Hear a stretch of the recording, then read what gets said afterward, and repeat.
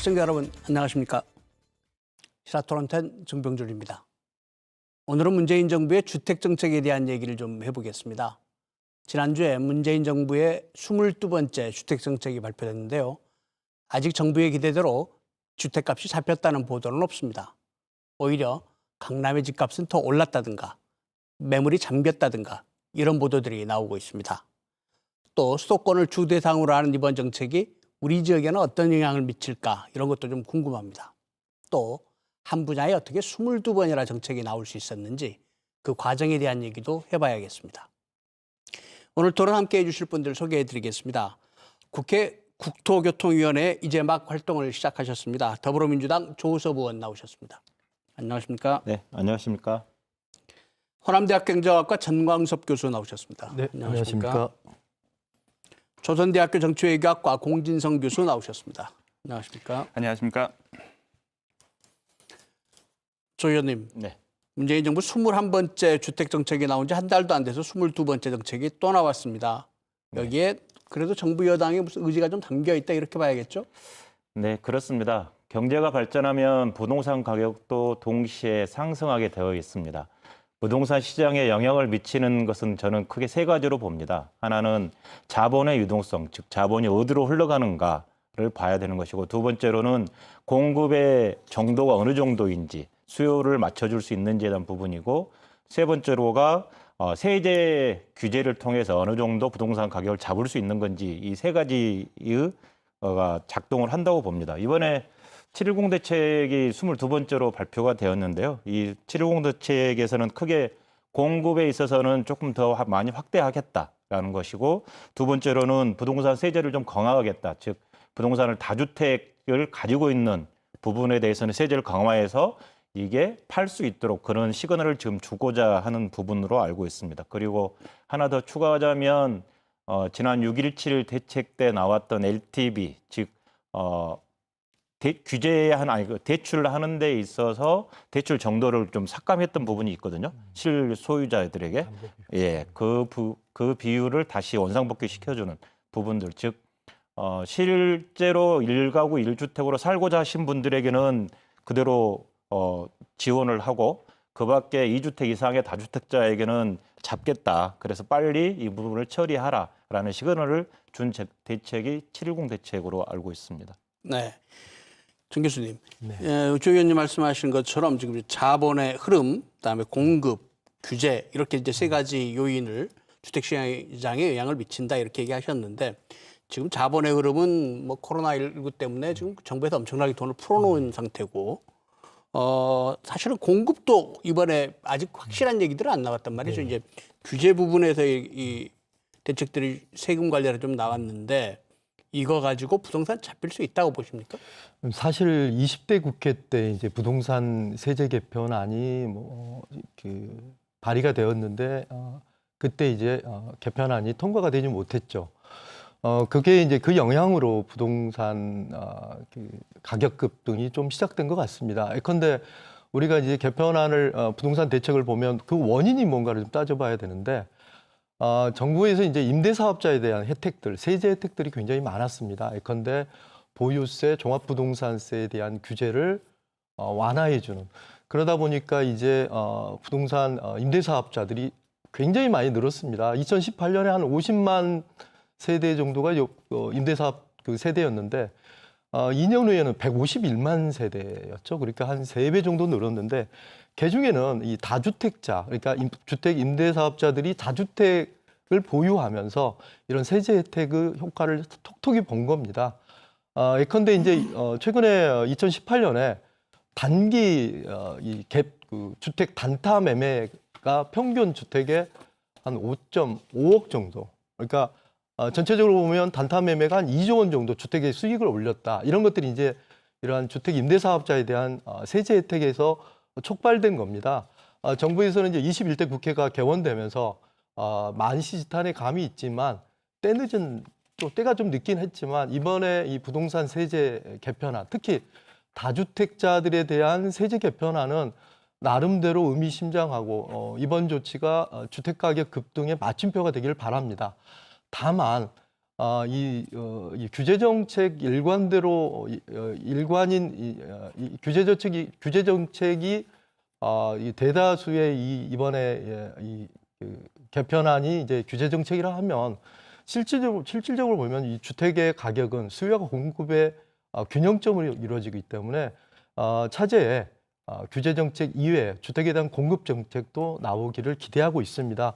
조만간 시장에 이제 이 개편안 공급책이 나올 텐데 특단의 어떤 공급책이 나오지 않은 한 지금 현재 국민의 법감정에 의해서 상당히 이제 주택가격 급등에 따라서 민심이 상당히 많이 이반되고 있는 상황을 이번에 이제 잘 대처하고 잘 극복해야 되지 않을까 하는 그런 생각입니다. 주택 공급이 더 필요하겠다 이런 얘기신데 지금 정부가 TF 만들어 가지고 주택 공급 정책 내놓겠다 지금 이렇게 하고 있으니까 상황을 좀 더 지켜봐야 될 것 같습니다. 권 교수님께 이런 질문 좀 드려볼게요. 정부가 3년 남짓됐는데 문재인 정부가 이게 벌써 22번째 주택 정책이거든요. 그러니까 거의 2달이 안 돼서 정책이 한 번씩 나왔다는 얘기인데 한 분야에 이렇게 정책이 나왔다는 거 이건 좀 정상적이지 않지 않습니까? 어떻게 봐야 될까요? 그렇죠. 정상적이지는 않죠. 그러니까 다른 정책 영역과 비교를 해보면 그런 식으로 정책이 자주 바뀌는 영역은 아마 없을 겁니다. 그런 의미에서 어느 한 정책 영역에서 이렇게까지 자주 뭔가 대응을 했다는 얘기는 뭔가 잘못하고 있다는 신호일 수도 있지만 그 정책 대상 영역의 성격이 조금은 다른 성격을 가지고 있는 것은 아닌가. 저는 그 부분을 좀 따져봐야 된다는 생각이 드는데요. 저는 이제 요즘 최근 들어서 이제 부동산과 관련된 또는 주택과 관련된 온갖 논의가 조금은 초점을 잘못 맞추고 있다는 생각이 듭니다. 근데 그렇게 생각하는 이유는 이 문제를 뭐 해결할 수 있는 것처럼 얘기하고 또 집값을 잡을 수 있는 것처럼 이야기하지만 사실 해결 불가능한 문제를 해결하겠다고 하니까 자꾸 그렇게 그때 여론의 상황에 맞춰서 정부도 입장을 계속 바꿀 수밖에 없었던 것이 아닌가. 물론 이제 큰 틀에서 보면 이렇습니다. 전체 인구의 한 40%가 주택을 가지고 있지 않고 한 60%가 주택을 가지고 있습니다. 그리고 이제 서울 수도권 인구만 놓고 보면 한 반반이라고 그래요. 그러면 이제 선거를 앞두고 있는 정부 입장에서 좀 여당 입장에서 집값이 오르는 것이 선거에 유리할까요? 아니면 집값이 떨어지는 것이 선거에 유리할까요? 뭐 이거는 오르는 게 유리한 그러니까 유권자 집단도 있지만 동시에 오르는 것이 오히려 불리해지는 유권자 집단도 있습니다. 그러니까 정부로서는 선택을 할 수가 없는 거죠. 그러니까 철저하게 선거와 관련해서만 생각하면 그렇다는 겁니다. 그런데 이것이 선거를 떠나서 논의될 수 있느냐. 유권자들의 반발이 절반 집단이 집값이 오르면 불만이 생기는 집단이고 또 절반 집단은 집값이 떨어지면 불만이 생기는 집단이라면. 근데 이 문제는 기본적으로 저는 우리나라에서 이 부동산 또는 주택이 희소자원이 됐기 때문이라고 생각을 해요. 그러니까 광주에서도 우리가 다 알다시피 예를 들어 전남을 놓고 봐도 기왕이면 광주 살고 싶겠죠. 그리고 광주에서 사는 사람들도 기왕이면 뭐 남구 봉선동 가서 살고 싶겠고 광산구 뭐 신도시에 가서 살고 싶겠죠. 이유가 뭘까요? 그곳에는 사람들이 원하는 다른 필요들이 충족되고 있기 때문이거든요.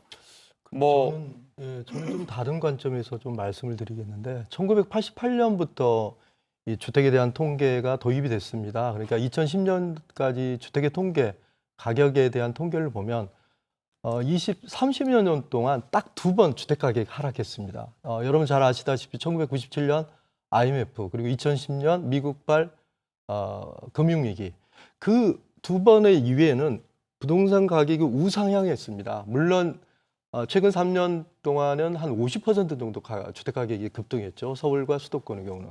물론 이제 광주 경우는 좀 그렇지 않지만 그러면 이런 주택 가격의 급등은 그러니까 이 주택 가격은 항상 올라왔습니다. 그러니까 우리나라의 경우는 30년 동안 끊임없이 우상향, 그러니까 완만한 상향이나 급격한 상향이나 이런 걸 정부가 이미 캐치를 하고 있음에도 불구하고 굉장히 실기를 한 거죠. 아까 제가 모두에 말씀드린 주택 임대사업자에 대한 혜택, 그걸 주는 것들. 그러니까 이 주택 임대사업자들은 아주 선량한 사업자도 있지만 그렇지 않고 주택의 완만한 상향이나 급격한 상승을 이미 예견하고 여러 가지 다주택이라는 어떤 주택 투기 제도를 활용해서 아까 우리 조 의원님 말씀하셨지만 캐피탈 게인, 자본소득을 기하는 그런 속성을 가지고 있습니다. 그러니까 정부는 항상 이런 투기적인 요소, 아주 세심한 모니터링이 좀 필요한데 그러한 것들을 집권 초에 좀 실기를 한 거라고 보여집니다. 예를 들면 정부가 이 경제가 좋지 않으면, 그러니까 경기 부양의 효과로 건설업에 대한 비중이 굉장히 큽니다. 그러니까 정부에서는 여러 가지 일자리 공급이랄까 이런 걸 건설업 부양을 통한 그 일자리 창출에 상당히 골몰해 왔습니다.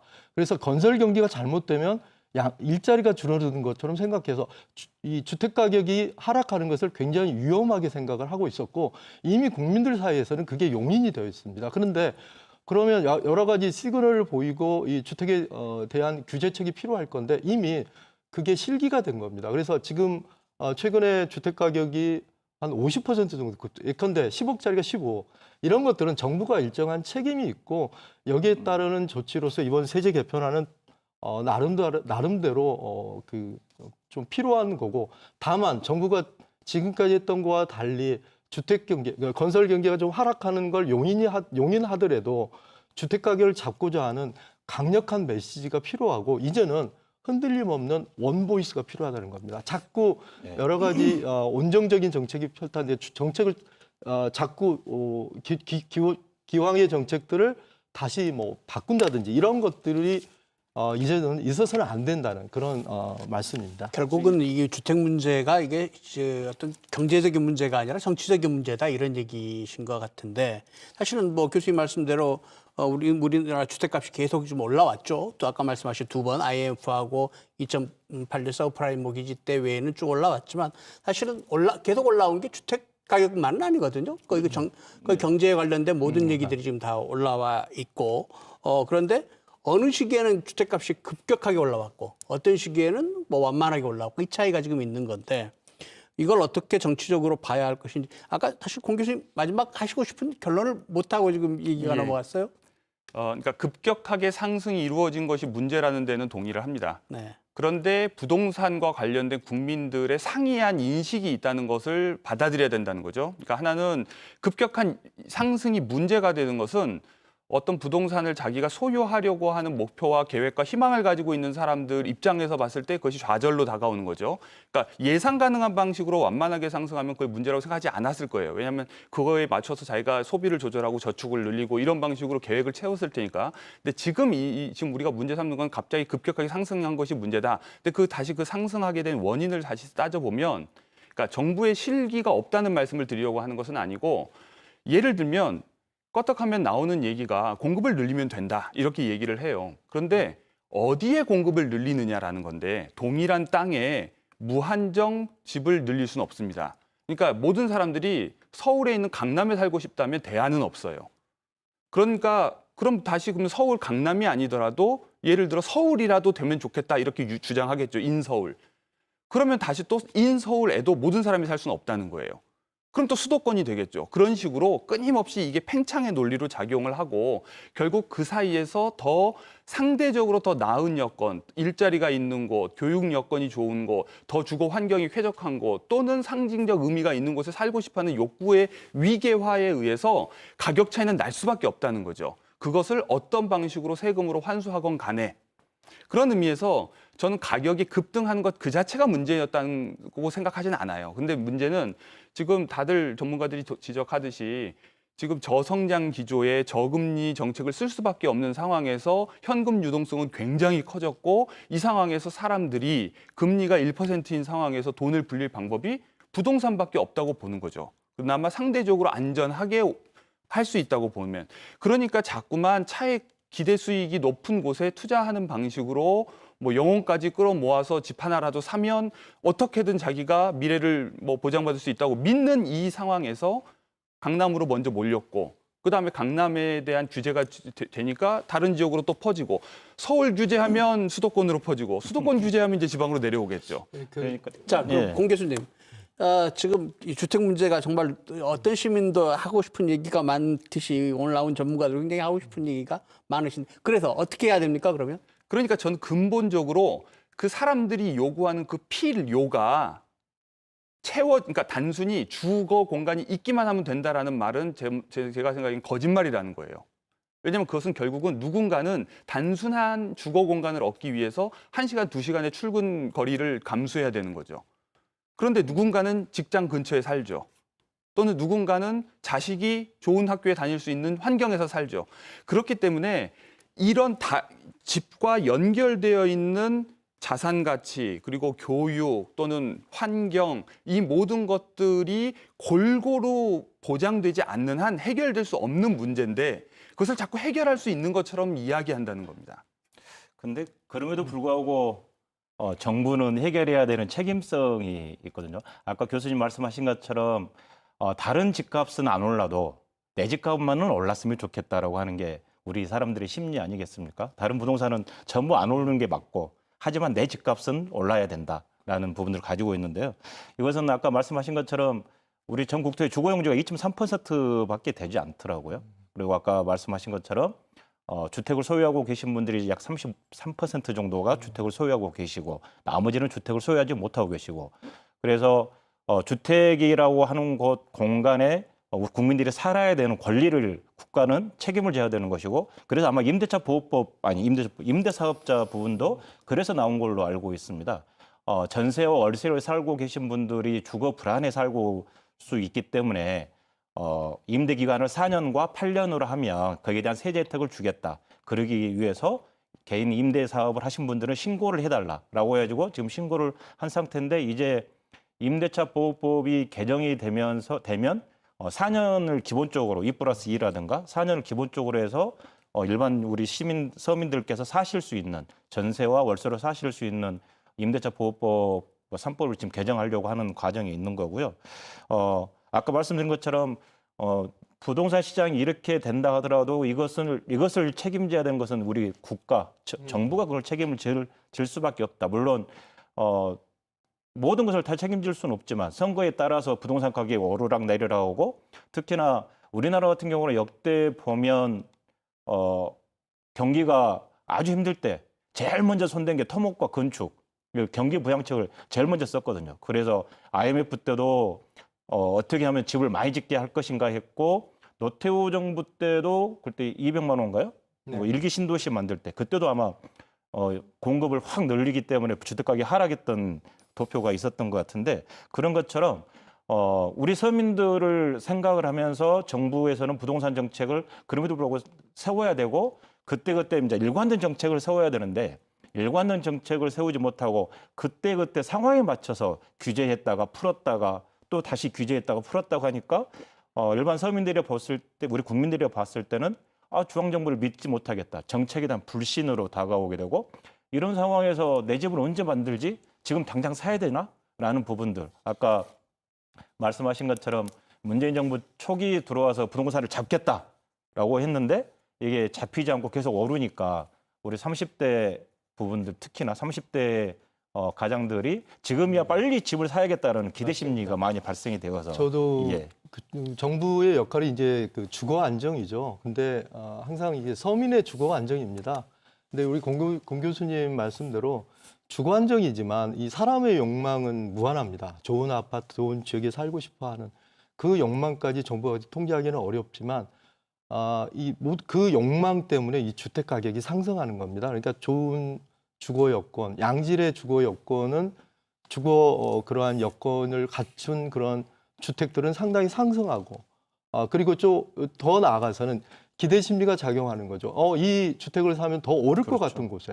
그렇기 때문에 그 무한한 욕망을 정부가 여러 가지 정책적인 그 채널을 통해서 약간은 잠재우기도 하고 또 하나는 이제 서민의 주거 안정을 위해서 너무 가격이 오르는 것은 다른 서민들에게 이제 심리적 박탈감을 누릴 수가 있는 거죠. 그래서 여러 가지 통제 장치를 하는 건 당연한 거고 우리가 주택을 보는 것도 이 두 가지 시점인 것 같습니다. 하나는 서민의 주거 안정이고 하나는 주거 여건이 굉장히 좋은 이걸 이제 일부는 이제 투기적인 수요를 가지고 접근을 하기 때문에 정부에서는 이제 그런 것들을 가격 통제 어떤 그 정책들이 들어가는 겁니다. 그래서 그러니까 인간이 모두 다 욕망을 가지고 있죠. 가지고 있지만 그것을 다 무방비적으로 다 노출시키고 나면 공동체가 유지가 불가능하지 않겠습니까? 그래서 공동체가 함께 잘 사는 방법들을 찾기 위해서 정부의 역할도 필요한 거고요.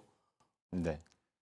그 주거 안정이 그 정부의 목표가 돼야 된다는 데에 동의합니다. 그런데 그 주거 안정을 어떻게 해석을 했냐면 소유를 할 수 있도록 해줘야 된다는 걸로 착각을 했다고 저는 생각을 해요. 그러다 보니까 자꾸 아파트를 짓는 거죠. 그리고 그것을 살 수 있도록 해줘야 된다고 생각을 하는 건데, 저는 그것이 왜 모순적이냐면, 첫 번째는 계속해서 이제 산업화가 발전되고 경제가 발전하면서 이동성은 자꾸 늘어납니다. 그러니까 어느 한 곳에서 평생 사는 사람들이 없습니다. 그리고 오히려 커리어가 뭐랄까요, 좋으면 좋을수록 헤어져서 사는 가족들도 많고 또 이사하는 빈도도 늘어날 수가 있고, 그런데 그러면 결국은 소유 중심으로 주거 안정을 바라보면 결국은 일가구, 이주택 또는 다주택을 양산하는 결과를 낳게 됩니다.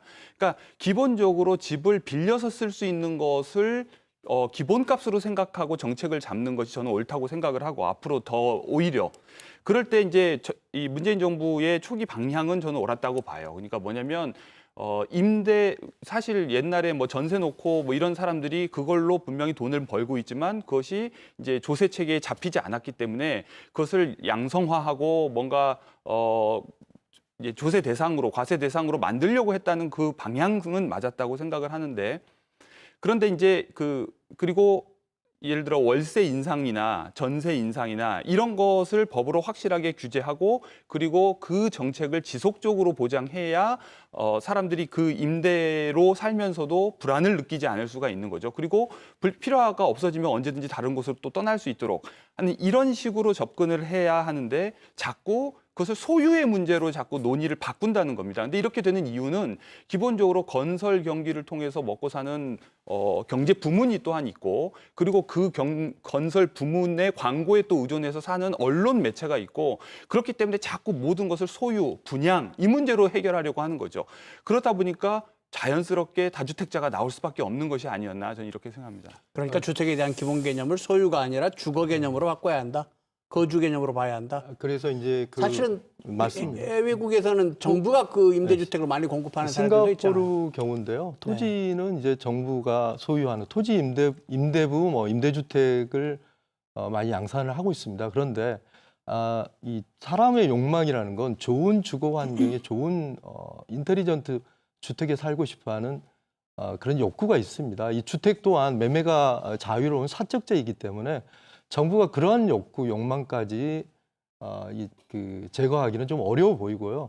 그러니까 저는 주택을 보는 관점을 투 트랙으로 가야 될 것 같습니다. 하나는 서민 주택이 안전하게 안정적으로 살 수 있는 그런 서민 주택, 그리고 일부 부유 주택들은 부유한 사람들은 자기 어떤 개성을 연출해서 할 수 있는 그러한 고가 주택들. 근데 정부가 이 두 가지 잣대가 아닌 지금은 하나의 잣대로만 주택 정책을 임하기 때문에 상당히 조금 파열음이 많이 나고 있고, 그런 것들은 이제 정책적으로 좀 사실은 집이 좀 크든 작든 또 뭐 한 채든 두 채든 자기가 실제로 사용하기 위해서 가지고 있는 거는 이건 별 뭐 그렇게 크게 문제 삼을 필요는 없지 않겠습니까? 그러나 이제 집을 사가지고 이걸로 부동산 투기를 해서 돈을 벌어서 하려고 하니까 이게 지금 사회적으로 더 큰 문제가 되는 건데.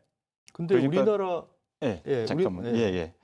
그래서 그런 말이 있더라고요. 집은 사는 것이 아니고 사는 곳이다라는 사는 곳이다. 이게 예. 집은 사는 곳이 아니고 사는 곳이다, 살고 있는 곳이다라는 이야기가 있습니다.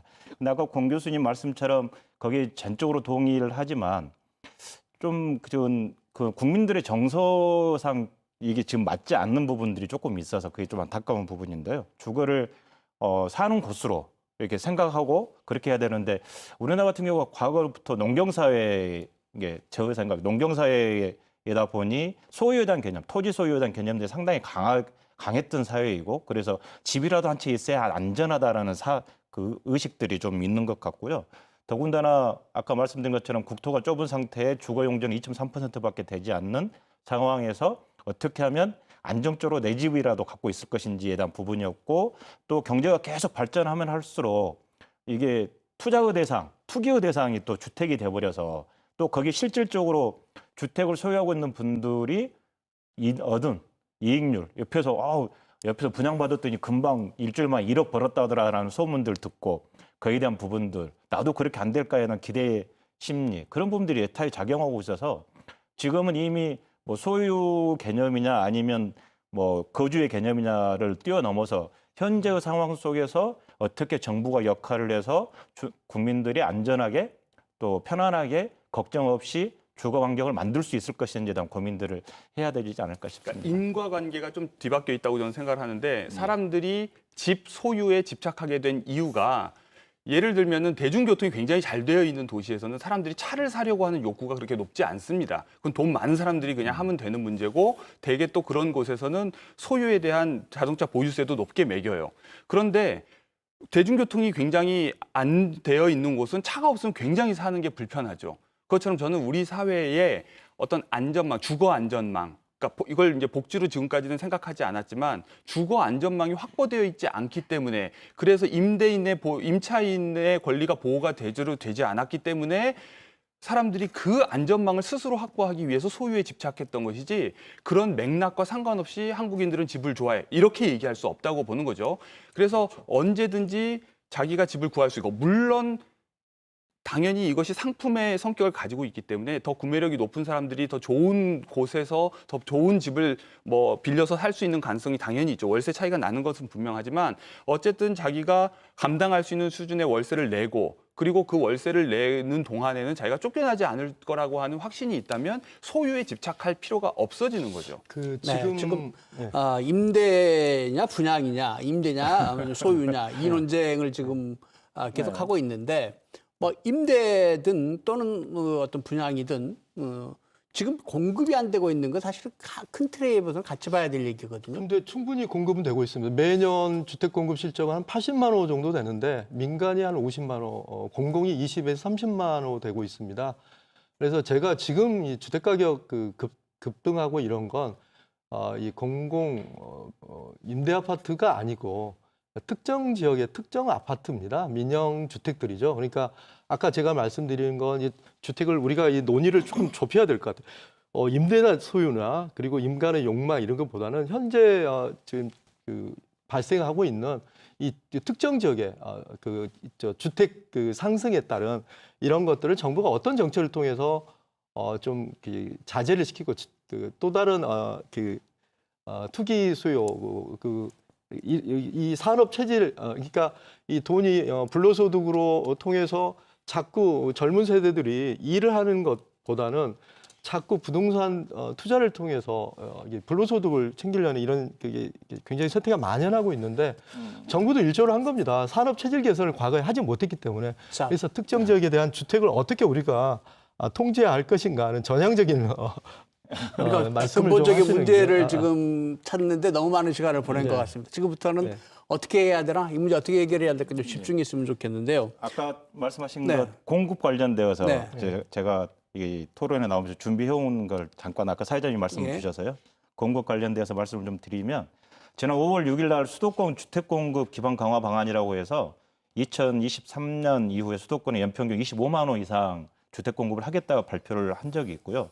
20년도 올해 10만 호, 21년도에 11만 호, 2022년도에 11만 호, 2023년도에 11만 호, 2024년도에 10만 호, 그리고 2025년도 22만 호 주택 공급 계획을 가지고 있습니다.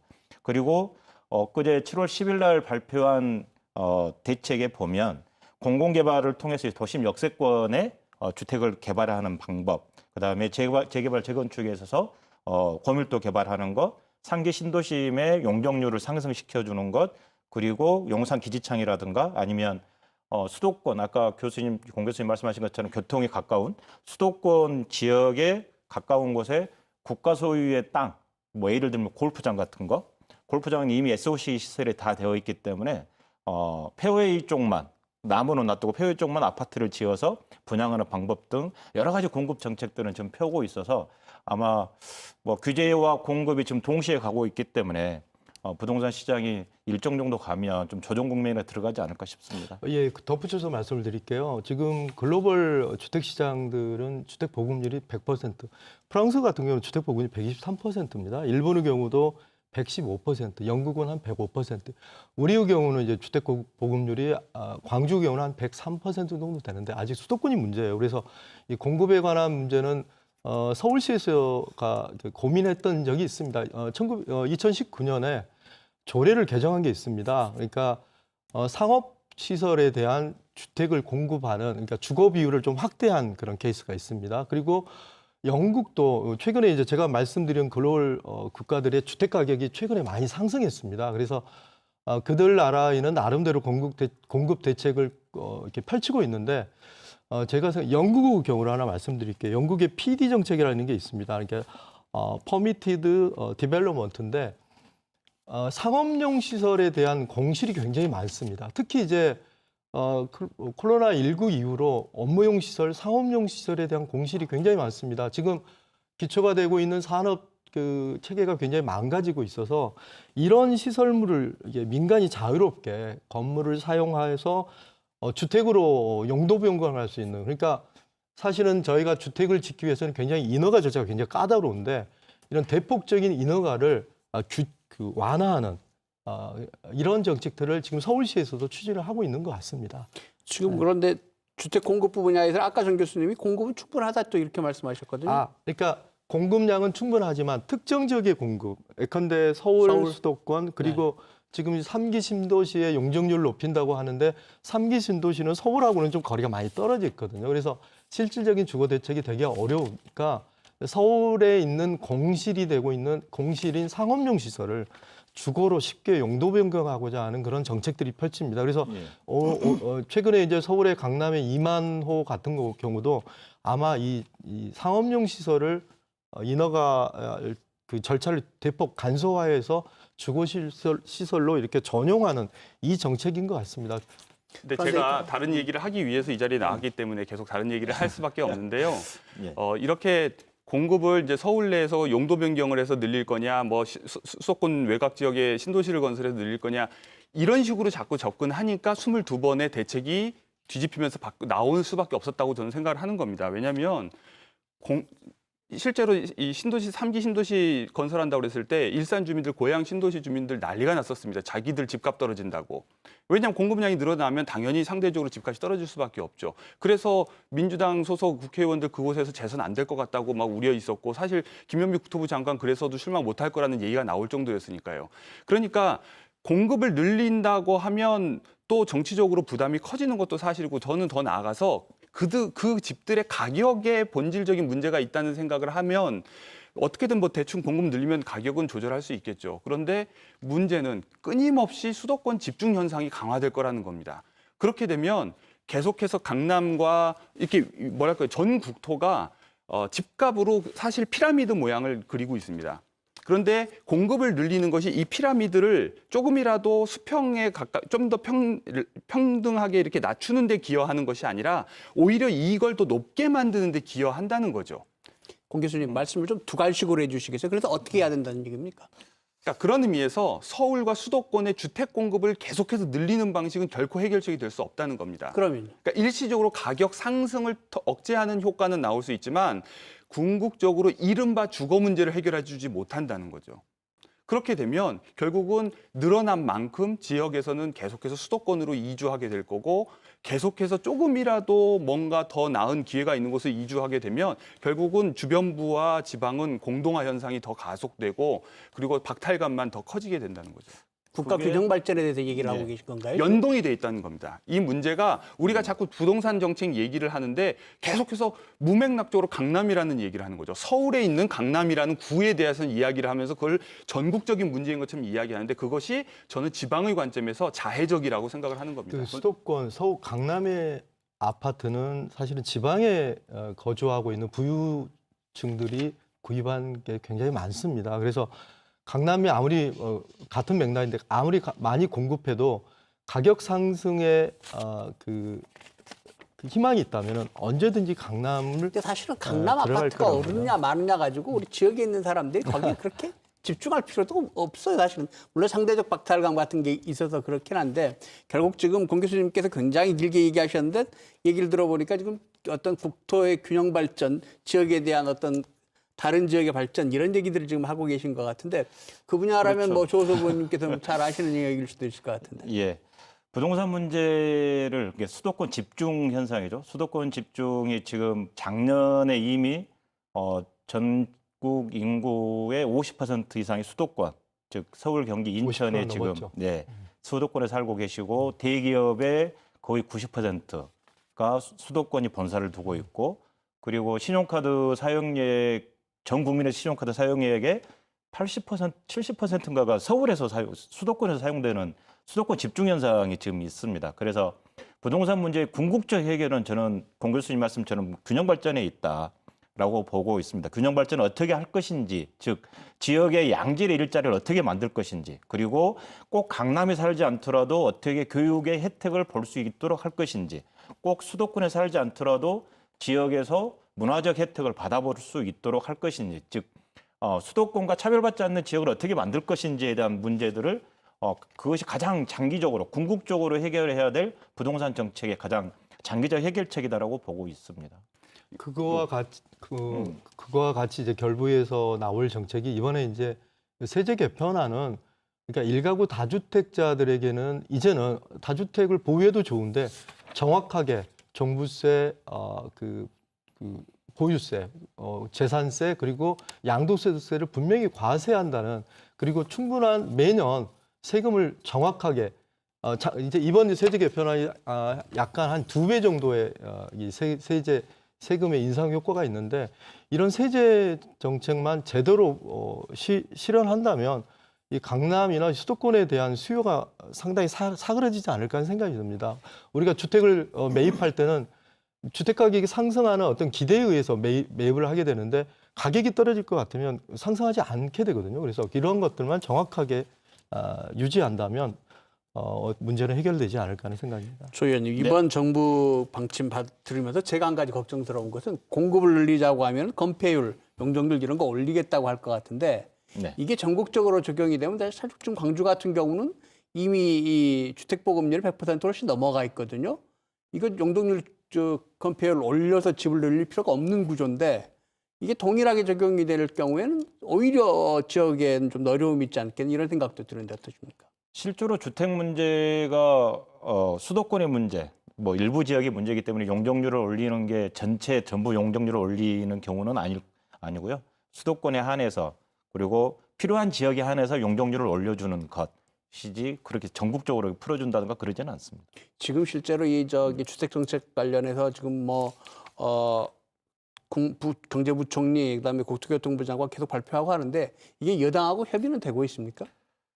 제가 국회의원 되기 전까지는 협의가 됐는지 안 됐는지 모르겠지만 지난 7은 6.17 대책 같은 경우가 당과 협의가 거의 별로 되지 않은 상태였던 걸로 알고 있습니다. 왜냐하면 사이로 총선이 있었잖아요. 총선 과정에서 이렇게 당이 뭐 선거에 집중하게 되어 있던 상황이었고 그래서 당과 정부가 협의가 그대로 그렇게 많이 되지 않았던 부분이었고 다만 7.10 정책, 대책 같은 경우는 당이 주도를 해서 6.10 대책, 6.17 대책의 미비점에 대해서 보완을 하고 그리고 보다 더 강력한 부동산 규제 정책과 공급 정책을 국민들에게 시그널을 주자라고 해서 당과 정부와 청와대가 세 군대의 기관이 만나서 협의하고 그래서 대책이 나온 걸로 알고 있습니다. 네, 근데 방금 말씀하신 당과 정부와 청와대가 이번에 시민단체들이 발표한 걸 보니까 여기에 다주택자들이 많았더라는 거죠. 그래서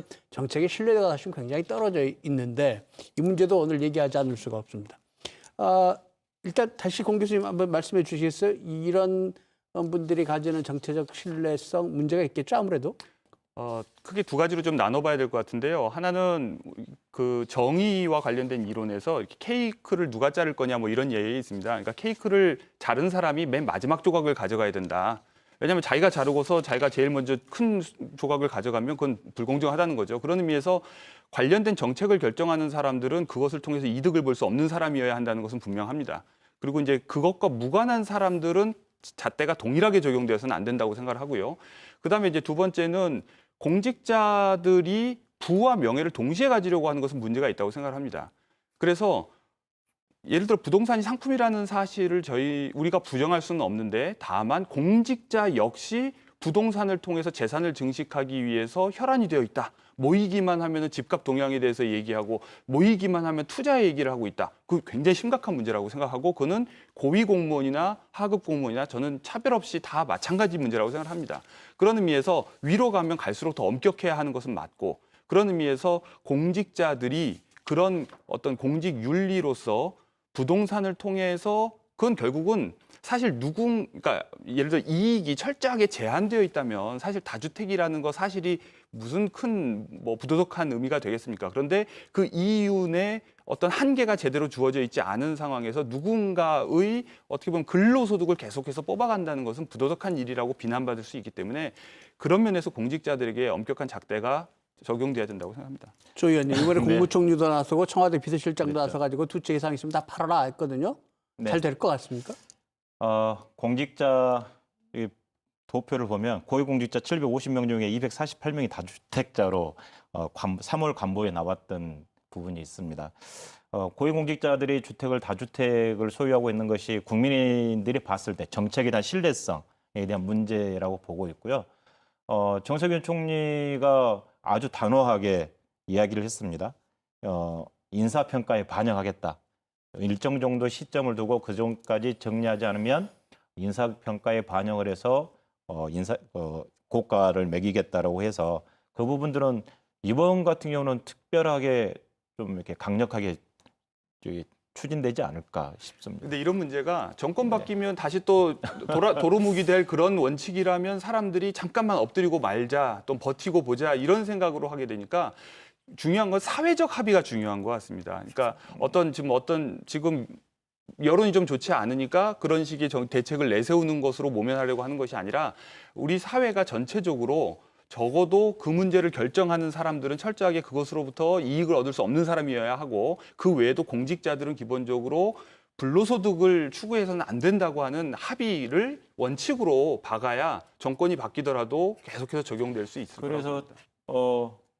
오늘 제가 우연찮게 다른 의원님을 뵀는데 그 의원님이 법안을 이렇게 준비하겠다. 고위공직자 다주택을 갖지 못하도록 하는 법안을 준비하겠다라고 하시는데 그 부분도 뭐 상식적으로 그냥 머릿속으로는 이해가 되지만 감정적으로는 이해가 되지만 이성적으로는 재산권을 침해할 수 있나라는 부분들이 조금 걱정이 됐던 부분이고요. 다만 공직자를 위한 변명은 아닙니다. 제가 지금 드리려고 하는 말씀이 변명은 아닌데 예를 들면 그런 겁니다. 서울에서 정부 부처에서 이제 공무원 생활을 하셨어요. 근데 세종으로 이사를 갔어요. 정부 부처가. 그럼 세종에다가 다시 또 집을 사는 경우가 있거든요. 이런 경우도 2주택이 되는 거거든요.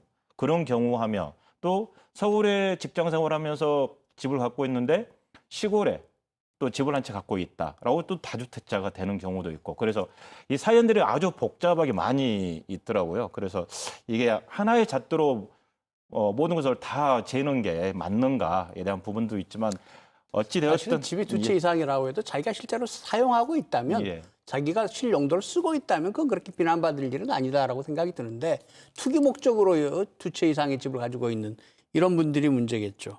그리고 이번에 7월 11일 날 정책이 발표되고 난 뒤에 시민단체에서 문제를 제기한 걸 보니까 어떤 문제를 아직 제기하고 있냐면 기업에 대한 얘기들을 아직 안 하고 있다, 정부가.